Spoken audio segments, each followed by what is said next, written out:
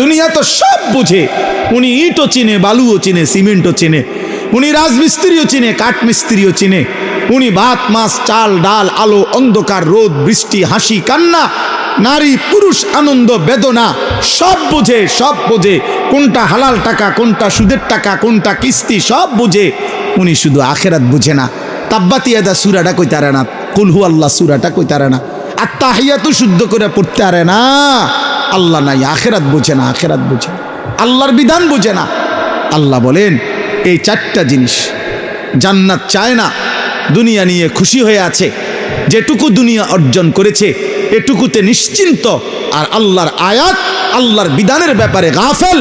আল্লাহ বলেন উলাইকা মাওয়াহুমুন নারু বিমা কানু ইয়াকসিবুন। আল্লাহ তাআলা বলেন এই মানুষগুলো সারা জীবনে যা অর্জন করেছে এই সব কিছুর বিনিময়ে তাদের ঠিকানা আন্নার, জাহান্নাম, জাহান্নাম, জাহান্নাম।